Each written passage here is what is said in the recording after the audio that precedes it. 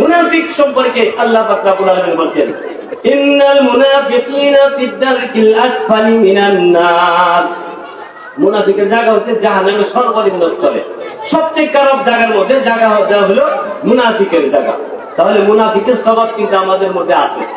এই মুনাফিকের স্বভাবটা আমার মধ্যে থেকে পাল্টাই দিতে হবে, আর আমার মধ্যে থাকতে হবে কি আল্লাহর আইন মেনে নেওয়ার মতন ক্ষমতা, যোগ্যতা আমার তৈরি করতে হবে।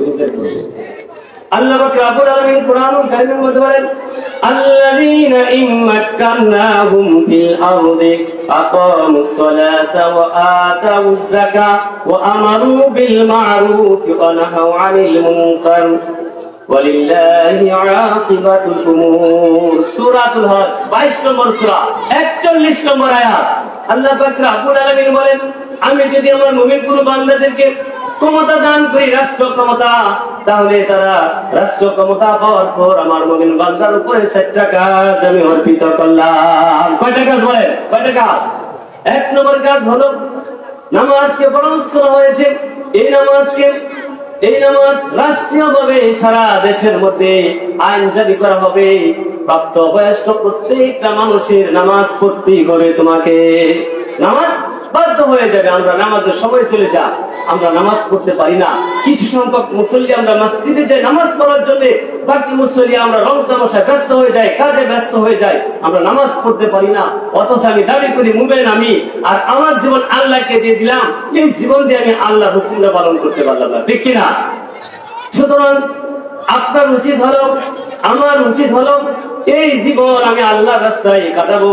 আল্লাহকে সন্তুষ্ট করে যদি আমি মরতে পারি, তাহলে আমার দুনিয়াতেও কল্যাণ হবে, পরকালেও কল্যাণ হবে, ঠিক কিনা? আল্লাহ পাক রব্বুল আলামিন বলেন,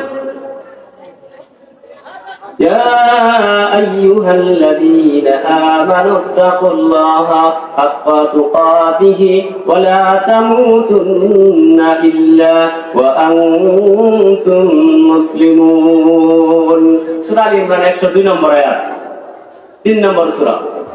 আল্লাহ পাক রব্বুল আলামিন এই আয়াতে কারিমায় যারা ঈমানদার তাদেরকে ডাক দিয়ে বলেন, হে আমার ঈমানদার বান্দারা, তোমরা আল্লাহকে ভয় করো।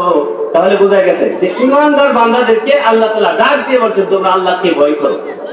তাহলে ভয় আল্লাহকে কে করে বলেন তো? ঈমান ওয়ালারা না ঈমান ছাড়া যারা? যাদের ঈমান নাই তারা যদি আল্লাহকে ভয় করতো তো ঈমানই আনতো।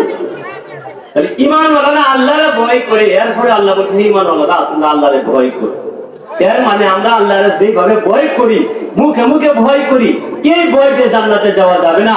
সুতরাং সত্যিকারের ভয় তোমরা আল্লাহকে করো। এই জন্য বলছেন ওয়ালা তামুতুন্না ইল্লা ওয়া আনতুম মুসলিমুন। সত্যিকারের মুসলমান না হয়ে তোমরা মৃত্যুবরণ করিও না, সাবধান, খবর আছে। তাহলে আমি বলছিলাম যে কোন মুমিন বান্দাকে যদি আল্লাহ তাআলা রাষ্ট্রীয় ক্ষমতা দান করে, তাহলে সে 4টা কাজ করবে। 1 নম্বর হচ্ছে কি?